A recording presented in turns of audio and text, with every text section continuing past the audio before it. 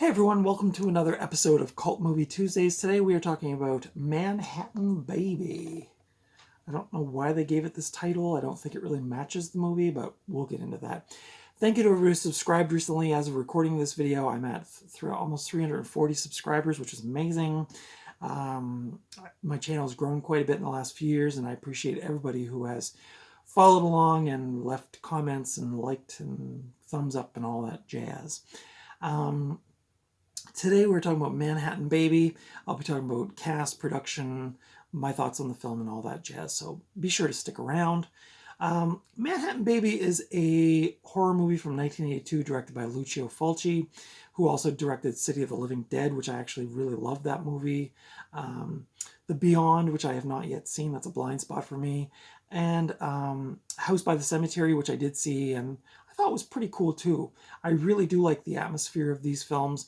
And again, if you've been following my channel, you know that I have, in the last 6 months to a year, been kind of trying to expose my mind to some Italian horror and Italian thrillers and giallos and all that stuff. So this is brand new to me, so I'm not, some people are real experts on this stuff. I am not. Just as a disclaimer, but I do appreciate film, and I am really enjoying my journey down the rabbit hole with some of these movies.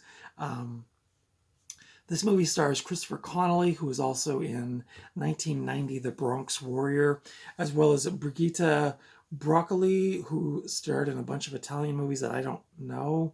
It also stars Giovanni Frezza, who was in House by the Cemetery, as well as Demons. The synopsis for this film is: an archaeologist opens an Egyptian tomb and accidentally releases an evil spirit. His young daughter becomes possessed by the freed entity, and upon their arrival back in New York, the gory murders begin. So this movie, this was a first time watch for me. Manhattan Baby was shot in New York and Egypt over March and April of 1982. I'm trying to think where I was. I was 12 then, so I really wasn't watching horror movies at that time. I was definitely more into Eye of the Tiger by Survivor and riding my bike. But yeah, this took place around that time. It was originally planned to be one of Fulci's most expensive movies, but its budget was cut in half during the production. I don't know if, so I'm going to mention that again. Fulci wanted to experiment and create a film more ethereal and immersive than his previous entries in the horror genre by using special effects that were optical rather than practical, in contrast to the many gory puppetry and makeup effects of Zombie 2 and The Beyond. Screenwriter Dardano Sacchetti stated that the film's budget was drastically cut from 800 million lire to 400 million lire. So I don't know what that translates to in Canadian dollars, but a pretty drastic cut, I would say. After the film's release, both Fulci and screenwriter Dardano Sacchetti dismissed the film. Fulci would not work with producer Fabrizio De Angelis again. Upon release, the film received negative reviews. The name of the character Adrian Marcato in the film is borrowed from the film Rosemary's Baby from 1968. The title Manhattan Baby was also derived from the title of the Polanski film, despite director Lucio Fulci hating the title and screenwriter Dardano Sacchetti preferring his title The Evil Eye, which I think it was used in some places. That version of the title was reworked in the US to Eye of the Evil Dead, deriving from Sam Raimi's classic The Evil Dead. Raimi allegedly was at first irritated by that decision, but learned Fulci's background and having no leverage over distribution decisions, and more or less felt bad for him, took no legal action against Fulci. It was released in the United Kingdom in 1983, direct-to-video, under the title The Possessed. So this movie has had a few alternate titles. The critical response for this film, again, it was not very good. This film, I couldn't find the rating on Rotten Tomatoes, but this currently holds a 4.8 out of 10 on IMDb based on reviews there. One reviewer said, quote, "A pointless and stupid film with no possible interest to anyone except demented opticians," unquote. Louis Paul, author of the book Italian Horror Film Directors, said that, quote, although it contains some graphic murders, ultimately Manhattan Baby is a decidedly lifeless affair, unquote. My thoughts on this film, I watched this over a month ago, and honestly, I really can't remember anything about it. I try.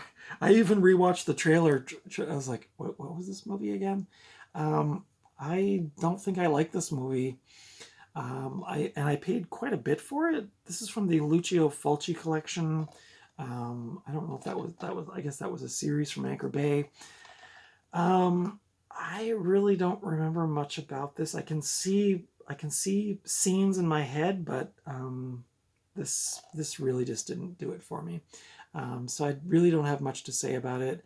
I guess if you're a hardcore Fulci fan, or you're really into this like Italian horror, you probably like this. Again, just not for me. This is a Anchor Bay release from 2001. This has a runtime of 91 minutes, which I really don't think saved it for me in the long run. It's not rated.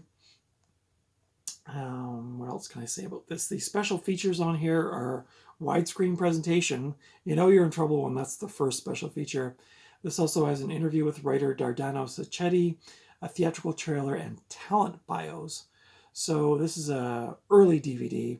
Not a lot of special features on it.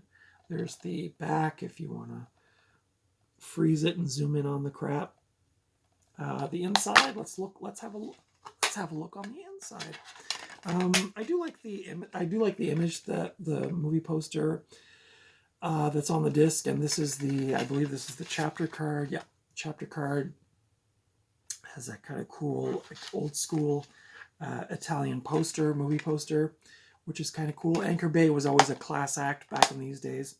But yeah, I really can't say this was very memorable for me. I probably am just going to, this will probably be like a one and done for me. I don't see myself revisiting this, but, or maybe I'll revisit it and have different feelings about it, but for now, just really didn't do much for me. Yeah, that's all I really have to say. This is a really short review because, again, I watched this over a month ago, and I'm really struggling to remember much about it. Not memorable. In my previous video, In the Mouth of Madness, I did say that I'd watched like 20 or 30 movies in the last month. In the Mouth of Madness, definitely on the top end of that list.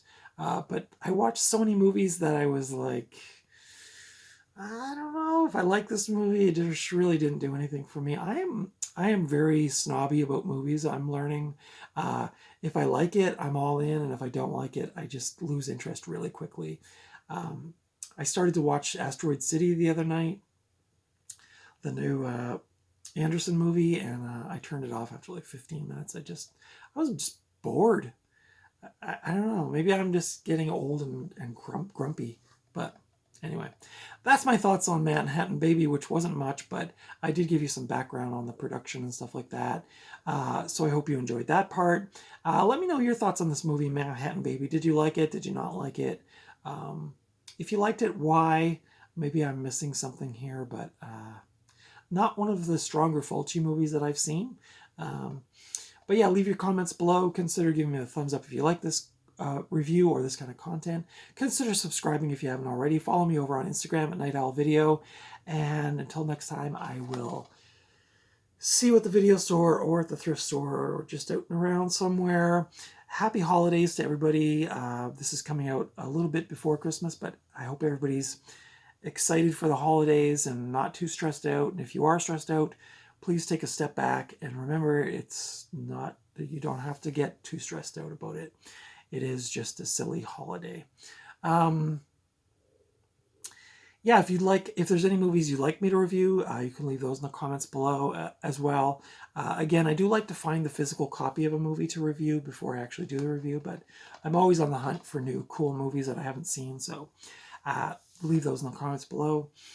Thank you for watching, and until next time, take good care of yourselves and your family, and I'll see you in the next video.